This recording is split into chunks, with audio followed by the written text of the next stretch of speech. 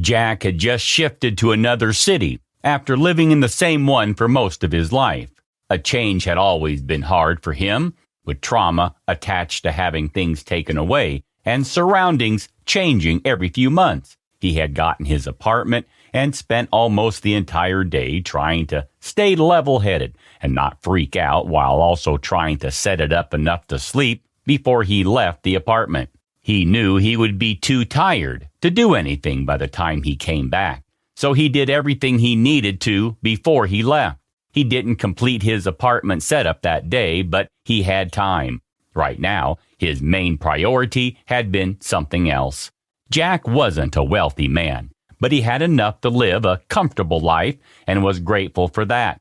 Being an orphan and shifting from one foster home to another, Jack hadn't managed to complete high school at the age of 18. Somehow, he would always end up back in the orphanage because no one had decided to keep him long enough. As soon as he left, Jack started working at a Starbucks, earning enough to feed himself for the first few months, after which he finally managed to save enough to stop living on the streets and get a small apartment. He didn't have a lot of things growing up, so he learned how to be responsible from an early age. It wasn't terrible, but Jack wished he could have learned all that without going through so much in his life. He was keen to have a good life and was motivated enough to work hard for it. After getting his apartment and being stable enough to not starve, Jack enrolled in a public high school to finish his high school diploma, but he wasn't satisfied enough to stop there. As soon as his high school ended, Jack started looking at different colleges, how student loans worked, and how he could get in. After many hardships and nights spent crying and doubting himself, Jack finally managed to get into college and decided to pursue his degree in finance. That is how he had ended up becoming a successful real estate agent after years and years of hard work, and he couldn't be prouder of himself for having managed this far without any help. You see, Jack had grown up without any adult support in his life. Even his very first memory of his childhood had been in the orphanage, and Jack hoped that one day he would find someone who could tell him about his life before he was an orphan. However, he was slowly losing hope every day. He had been trying to find his parents since he left the orphanage at 18, but it had been years, and he had no luck. He didn't know where to start, who to ask, and where to go. Jack had tried asking the orphanage about them, hoping they had some records of his parents from when they dropped him off. Still, he was told they had no clue who his real parents were, because he had been left on the orphanage door one random night, and no one had come to visit him even once in his life. Even his name had been chosen by the head of the orphanage at that time, because he was barely a year old when he was left. When Jack first heard that, he felt like someone drove a knife into his heart and twisted it as much as they could. He couldn't believe this was how unwanted he was, that no one wanted him in his life, and had just left him on some doorstep. He had always had a lonely life with no real friends in the orphanage and barely any in college. That's not to say he didn't have a good college life. He had the best roommate he could have asked for, and he managed to make a lot of friends in the 4 years he had spent there. He was still in touch with them, but there was only one person he felt a platonic connection with, and that was his roommate, Kane. Kane came from a wealthy family, so he was completely different from Jack. When he first came to their dorm, Jack thought he would be a pretentious guy who had no real value of money, and decided it would be best if they stayed on their own side of the room. He didn't want anyone looking at him weirdly, because he was an orphan barely managing to get by each month. But Kane was the complete opposite. He was understanding, grateful, and more importantly, so selfish. He often joked about it and said that Kane was a golden retriever in a human body. That's how precious he was. In his entire 19 years of life, Jack had never met someone so positive. On the first day of living together, Kane had talked to Jack more than Jack himself had ever talked to someone. They got to know each other and discovered they had much more common than expected. Their eating habits, their movie preferences, even their clothing sense, and their routines were almost precisely the same. The only difference was that Kane showed his care through gifts and spending money on Jack, while Jack showed how much he appreciated Kane by helping him with homework, making sure he took care of himself, and constantly cooking for him. But that was more for himself than for Kane. Cooking was a sense of comfort for Jack, something he could spend his entire life doing and never getting tired of. He developed this interest when he was a kid in the orphanage. For a lot of his time there, Jack had not been able to make friends easily. This meant that he could either stay in his room all day, alone and bored, or he could go help the staff in the kitchen. The first time he ended up in the kitchen was when he was so bored that he went to the gardens to try and spend some time bird watching. But it had slowly become very tiring, and honestly, he was not all that interested in birds. Apparently, he could see how miserable bird watching made him because one of the volunteers at the orphanage came up to him and invited him to roam around the building with her. The volunteer, Zoe, was known to be a sweet young lady, helping kids in whatever they needed and consistently trying to ensure all the kids were happy and healthy. During the tour that she was giving Jack, she mentioned how there was a shortage of people working in the kitchen and that they could use all the help they could get.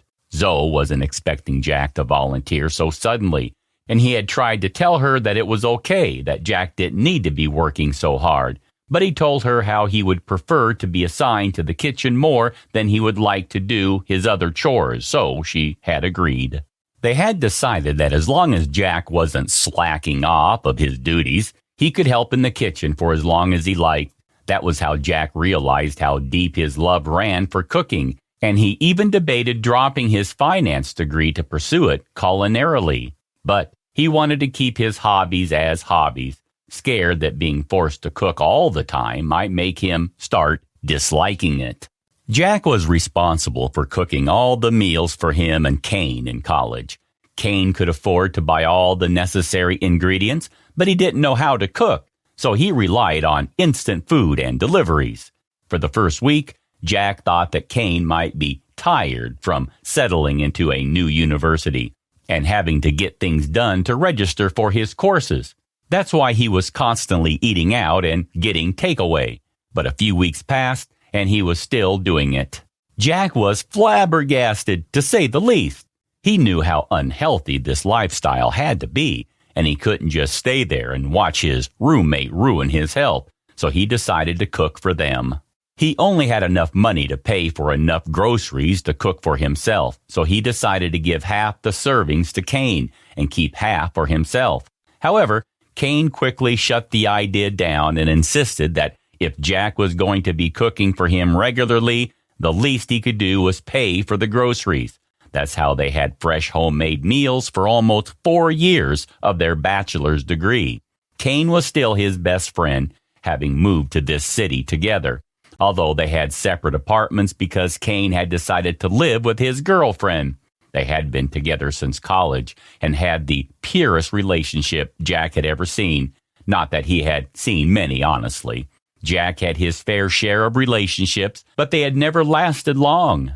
All of them happened after he had started college at 19 and had been able to socialize with people more openly than before. His first girlfriend was a girl in his math class freshman year. They had bonded over an assignment that was so tough they both had to help each other out to finish it in time. She had also been his first everything. Her name was Camilla, and she was one of the few people that Jack wanted to keep close to him. But unfortunately, they drifted apart after they broke up, and now they only talked to each other when they had to wish the other a happy birthday. They had a pretty healthy relationship. The only reason they had broken up was that they had very different goals in life. Jack wanted to settle down and get his life together before anything else, while Camilla wished to settle down as soon as possible. It's not like Jack was opposed to settling down with Camilla. He loved her a lot, and the thought of spending the rest of his life with her only brought warm feelings to his chest. However, He didn't think he was ready to settle down and start a family after college. His aim was to get his degree, get a job, and get enough financial stability to live a comfortable life without worrying about living paycheck to paycheck, especially if he wanted to start a family. He wanted his child or children to have everything he could not have growing up, and he wasn't sure he would be able to give them all of that at such a young age, so they split up. It was sad. Jack was in his room moping for almost a week before he could muster the energy to get out and hang with his friends instead of closing himself off in his dorm and eating instant ramen noodles for the whole week. But he knew it was the right decision. After settling in his apartment, Jack took his phone, wallet, and keys and headed out the door. He first stopped at the convenience store to pick up some essentials and food for his home. He ran out of there, hands filled with shopping bags, and rushed to keep them in the trunk of his car. Getting back in his car, he immediately put in the orphanage near his home address and headed out of the parking lot. This was the only thing on his mind since he decided to move. Would he still be able to visit the orphanage? He hoped he would get the time like he always did. This was something that he couldn't handle not doing. Jack had made it his habit to give back to the orphanage as soon as he started earning. He knew how tough life had gotten there and wanted to do everything he could to help the kids living there. He knew he couldn't do much, but he believed they deserved a good life, that someone cared for them, and that they weren't unwanted. God knows he needed someone like that during his stay there. He made sure to donate everything he didn't use anymore or had extras of to the orphanage, and even tried taking time out of his schedule to play with the kids and chat with the older ones, just so they had someone they could rely on. He knew that some people were working there who were always loving to the kids and made them feel loved, but you could never be too sure. He didn't want to leave it to possibilities if he wasn't sure. When he decided to shift, Kane had asked him if he would continue doing this. Jack knew that Kane didn't really understand why he was doing all of this in the first place. He had asked Jack why he would voluntarily go back to orphanages when he had such unpleasant memories of that place. But Jack had tried explaining to him that it was because of that very reason he insisted on going back so much. If Jack had not had a good experience, he wanted to make sure he could contribute to making it a good experience for other kids going through the same thing. He knew that if an adult had supported him during this time, he might not have come out of there with many unresolved issues that almost ruined his life. He had missed so many opportunities because of his insecurities and because he doubted himself. He had destroyed many relationships because he had felt he was as unwanted as those people, as he was to the people who gave birth to him. He didn't like calling them their parents, arguing that no parent would ever leave their child on a doorstep in the middle of the day and lose all contact with them. That's not what parents did. He had tried to get over his anger towards them. He took therapy and focused on his mental health, but he had accepted that he would never be able to call them his parents. The only reason he was trying to find them was to get some clarification as to why they did what they did. He knew knowing the reasoning and clearing the air would help him overcome his fears, but he had no luck finding them so far. When he reached the orphanage, he got out of his car and took out the bag of extra groceries he had gotten for this place. He entered and saw kids playing on the grounds, some sitting on the benches, reading books that looked like they were taken extra care of, and even spotted some of the older kids playing with the younger children who looked younger than them, the age of 5. Like always, as soon as he entered the place, he was hit with the whirlwind of emotions. Nostalgia, anger, sadness. So many things were going through his head that he almost dropped the bags due to his hands shaking. As he looked at his surroundings, a voice cut through his thoughts. "Hello there, can I help you?" He turned to look at a woman who seemed to be in her mid-30s, staring at him with a smile on her face. She seemed so lovely. He wondered if she was the head person. He smiled back at her and told her he came here to volunteer to help the kids and brought groceries. showing her the shopping bags in his hand, full of all kinds of food and drinks. She seemed shocked for a minute before her face turned into a smile of happiness, and she ushered him inside her office. Turns out she was the head of the place. When he got to the office, he was shocked to see how simple and minimalist it was. The walls were white, with shelves holding all types of records and files, and a desk in the middle of the room. The woman sat down on her chair, opening up her monitor and ushering Jack to sit down. As she noted Jack's name, age, and other information, she paused and looked up at him before continuing. Jack had asked to register as a regular volunteer here, and would be up to help them if they needed the extra hand. Maybe she was looking at him too much, trying to figure out if he was a good person or how well off he was. Those were the only explanations that Jack could come up with. For him, they seemed logical but useless. He guessed he could understand why they needed to make sure he was a good person since he would interact with the kids, but this was getting a little extreme. He fidgeted in his seat, super uncomfortable with all the staring, but the lady seemed to pay no attention to that and continued glancing at him while filling up the paperwork. "Miss Johnson?" he called out hesitantly. He had found her name through the plate on her table that read Rose Johnson. She looked up at him. Her hand stopped in front of the part where she was filling in the information. "Yes?" she asked him before putting the pen down and giving Jack her full attention. "I understand you need to ensure that kids here are safe, but I assure you I have no ulterior motives. I'm just here to help the kids and provide them with whatever they need," he answered, confident with each sentence.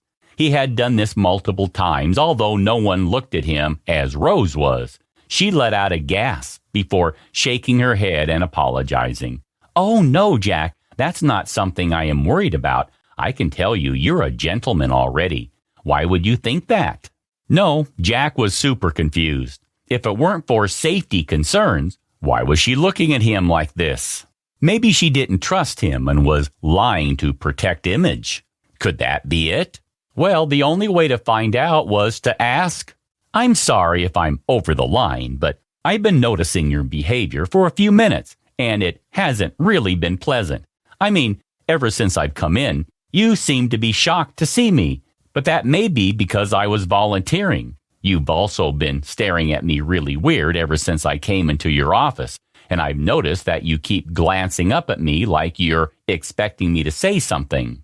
Still, I'm not sure what you want or need me to do. If you could tell me what's wrong, maybe I could deal with it and get this over with." Rose looked guilty, and for a minute Jack felt bad that he called her out like this. He could have done a better job and been nicer, but his mouth just started speaking, and he didn't know when to stop. Before he could get the chance to apologize, Rose began to talk again, apologizing profusely before giving him an explanation. "I don't have anything against you, Jack, so don't worry about me not liking you because I can tell you're a really nice guy. The only reason that I was staring at you and constantly glancing at you was to see your face actually. You see, there's a kid around 5 years old. I'm not sure exactly. I'll have to check, but he seems to look exactly like you. His hair, his eyes, and even some of his mannerisms are exactly like yours. I've never seen someone come in and have a kid look and act exactly like him. Of course, there are some differences, but for the most part, he resembles you a lot," she said as she stared at him with hesitant eyes. Telling someone who came into the orphanage that a child looked like them could be something that a lot of people might not be pleased about. And for Rose, this was scary. How would she ask the man anything about the child without the potential danger of offending him? She wanted to know. She wanted to confirm, even if she was just being delusional, you could say.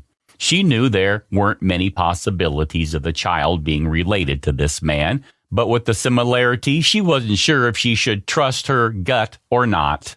When Jack heard that, he thought, what did she mean that the child looked exactly like him? Was she implying that he had a secret child or something ridiculous? He knew he had no child. He was sure he would know if he did. Jack hadn't even been with anyone for the past few years, so he didn't think it was possible. Surely this woman must be mistaken, so naturally he ignored it. He felt it was good that he would want to meet the child, that he should meet the child, but he wasn't sure why he was so hesitant to do that.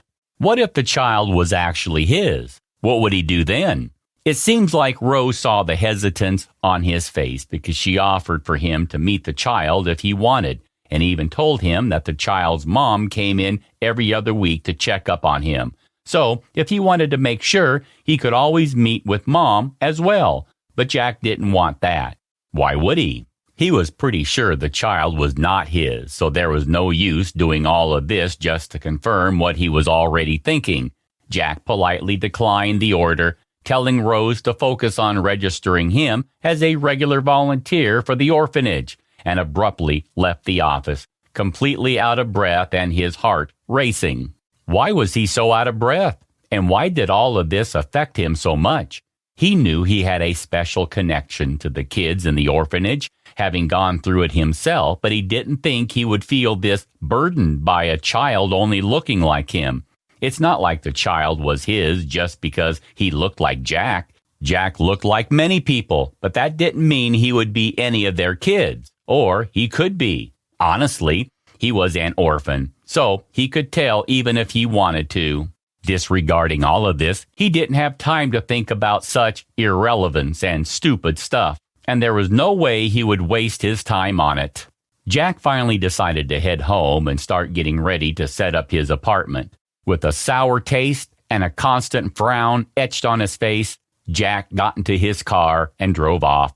His hands gripped the steering wheel so hard that his knuckles had turned white, and his face had no hint of any optimistic thoughts.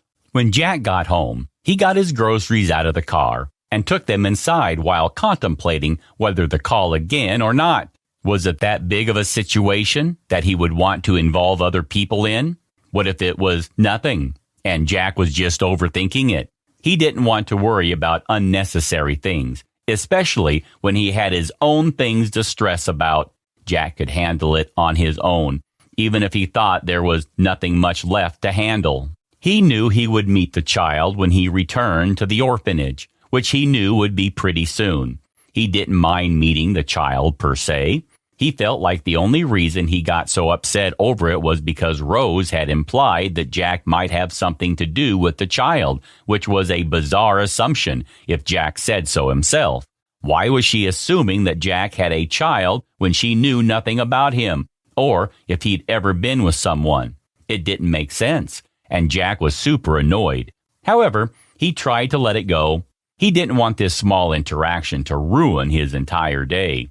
Instead, he spent all his energy decorating his house and setting it up. That was something Jack loved about himself. He transferred his negative energy into something productive every time. Again, this was something that he learned in his childhood. As a kid, Jack wasn't allowed the space and the time to grieve or sit and let his feelings show. He had a tough time during his early years at the orphanage. He was picked on a lot, and barely ever did anyone stand up for him. Even after all that, if he spent his time crying and trying to validate his feelings, someone would come in and tell him that he needed to get up and stop wasting time. At that time, it felt like the whole world was against him. But now he was grateful since these experiences allowed him to grow and understand how the world works. It sucked that he had to grow up so quickly, but there were moments in his life when he appreciated them, like right now. Jack had moved his furniture, emptied out the groceries, and unpacked all his belongings before it was time for dinner. He had the option of ordering out, mainly because he knew this had been a tough day mentally and emotionally. So he deserved to treat himself, but that was the exact reason he wanted to cook. He wanted to let off steam and, ideally, end the day for him by cooking. He was mid-cooking when he received a call from Kane saying he and his girlfriend Julia would come to his house for a housewarming party. Jack was very close to them, so he didn't mind that they were coming to his home on short notice. He continued making dinner, rushing a little to have enough time to shower before they both arrived. He finished cooking and showering just 5 minutes before he heard the doorbell ring. Quickly, he finished drying his hair with a towel before he rushed to open the door for them. As soon as he saw his brother-like best friend standing on the other side of the door, a big smile made its way to his face before he grinned and took Kane in a big hug. It had been a while since they last met, and Jack and Kane were used to meeting each other almost every day, so it had been tough to live separately now.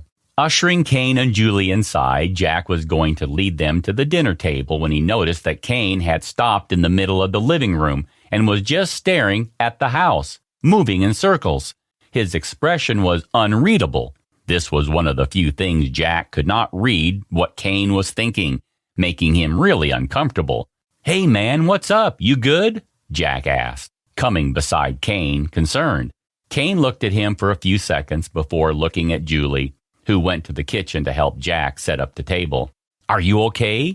Kane asked him in return. "What?" Jack was confused. "Why would you ask that?" Confused, Jack answered Kane, telling him he was perfectly fine, which was a lie, but again, he didn't think it was that important, so he had let it go. "You moved in today. Your house is in perfect condition. Your groceries are here. You've cooked dinner, and you're all set.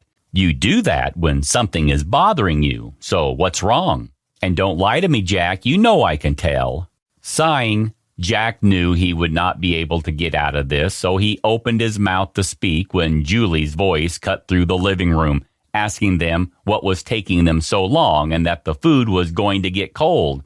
Jack motioned for Kane to go into the kitchen, following him there, nodding to him, reassuring Kane that he was going to tell him what was happening. Dinner had been fantastic. They had talked about anything, and there wasn't a second where they weren't laughing or didn't have a smile on their face.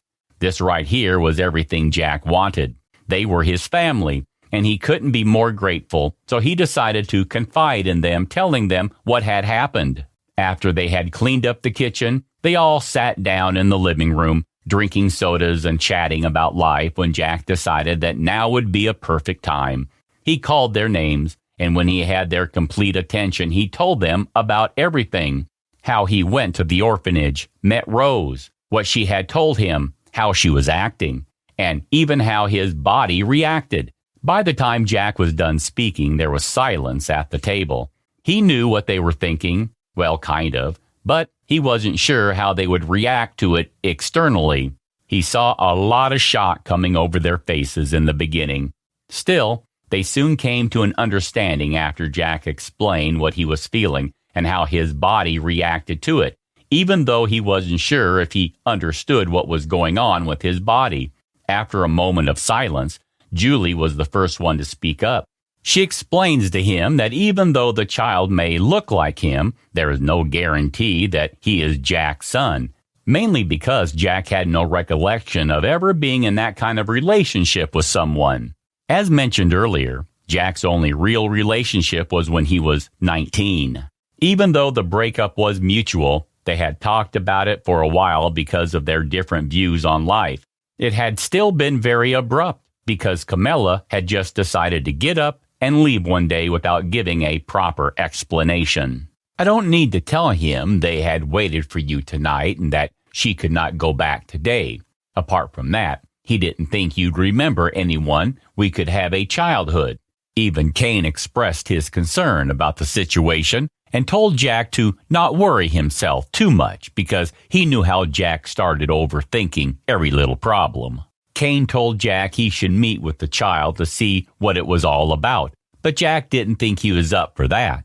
He was still going to continue going to the orphanage anyway, still going to continue donating and helping them out and playing with the kids, but he didn't feel like he should go to the orphanage just to meet a child that looked exactly like him. In the schedule that Jack had made in his mind, he was going to go to the orphanage next week to get them some clothes and shoes for the kids.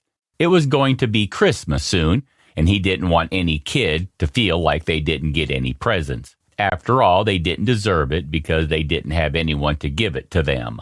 With that done, Jack decided to let go of whatever he was thinking for a week and deal with it when the day came. He didn't have to worry about forcing his thoughts away because this entire week had been so busy with him moving and getting a new job as a real estate agent around this area that he didn't really have time for anything else.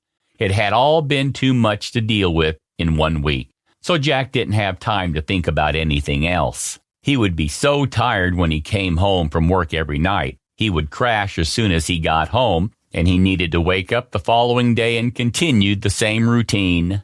The week went by quickly, and again it was the day he had to go to an orphanage. The very morning of that day, Jack drove off to the orphanage, nervous but also a little excited to meet the kid that apparently people could mistake for his child. He got his extra clothes up and packed them, bought new ones as well, and did the same with shoes and stored them all in a big box that he put in the trunk of his car. The beginning of the day had gone pretty well. He went to the orphanage, played with the kids, and donated everything that he bought. He was just having a good time, interacting with all of them, when Rose came up to him and told him that the kid that looked exactly like him will be coming down any minute. He was just a little late because he had been a little sick these days, and he was getting his rest. However, he didn't know that he would get the biggest shock of his life when he wouldn't get there. When he did come down, Jack was froze in place. He couldn't believe his eyes, honestly. At first, he did think that everyone around him was exaggerating when telling him that the kid looked like him, but now that he saw the kid, he knew that it wasn't an exaggeration. The kid, whose name Jack found out to be Aaron, was like a smaller version of him. Everything from his eyes to his hair, his physique, and even how he fiddled with his fingers was exactly like Jack himself. How could this be possible? He knew that people sometimes looked like each other, but wasn't this too much? He understood now why Rose thought this child was his son. Maybe he did want to interact with him. Jack made his way towards Aaron and sat on the bench next to him. "Hey there, buddy. How are you?" Jack asked him. Aaron looked up at him with his dark brown eyes that reminded Jack of a doe and gave him a smile before greeting him back. They introduced each other before the conversation came naturally. It might have been around 15 to 20 minutes since they talked when Aaron mentioned his mom coming to meet him today. This made Jack pause mid-response. His mom? Maybe Jack could meet her, or perhaps he could stay with Aaron until his mom came. He didn't know why, but he felt a sudden connection to this child, and he knew he would protect him with whatever he could. Shooting a quick text to his group chat with Kane and Julie, he got ready to meet the mother of a child that looked like his son. Not long until Aaron suddenly started getting even more excited than he was. And when Jack asked him the reason, he said because his mom was there. He looked up to see the young woman frozen in her tracks for some reason, eyes locked on Jack. He didn't seem to recognize the woman, so he wasn't sure why she was so shocked. He got up to greet the woman before he, too, paused in his tracks. He just had to look at her for a few more seconds and finally realized who he was looking at. He was looking straight into the eyes of Camilla, his first girlfriend. "Okay, hold up, back up now," is what Jack kept thinking for the entire minute that they both were staring at each other. What just happened? That's Camilla's child. Who's the father? Is it him? Is that why the child looked so much like him? All these thoughts were roaming in his head, and he almost stumbled because he felt overwhelmed by everything.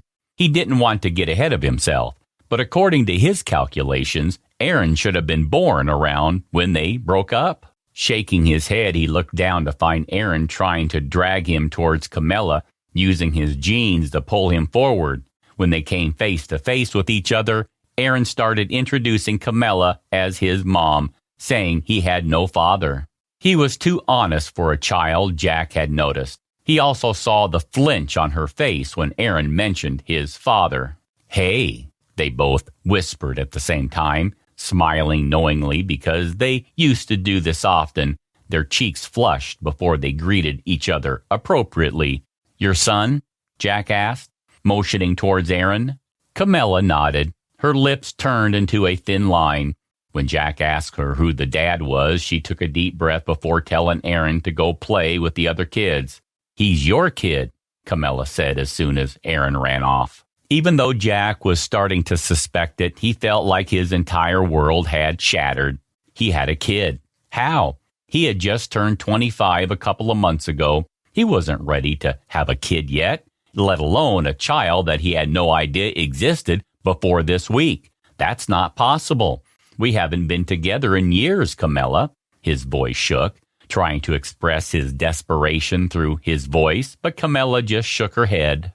We haven't been together in 6 years, Jack, and Aaron is 5 right now. I'm sure you're smart enough to calculate the possibility yourself, she told him, but she kept her voice low, looking at her hands and playing with her rings while she spoke. Even after almost an hour of talking about this, there was one thing that wouldn't leave his mind. Why had Camilla left Aaron? Rose had told Jack that Aaron had been here since he was just a kid, and his own child had been in an orphanage. When he had sworn his children would never have to go through what he did, this did not sit right with him. Jack still refused to believe it, but Camilla told him he could get a DNA test to find out if this was true.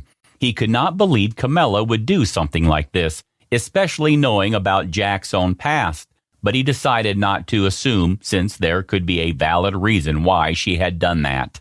I had Aaron when we were in college. He was born during our second year. Do you remember how I broke up with you right before it? I knew I was pregnant with him and was scared about someone finding out. I knew we both had very different goals and you didn't want to start a family so soon. Honestly, I wasn't planning on having a child this early in my life.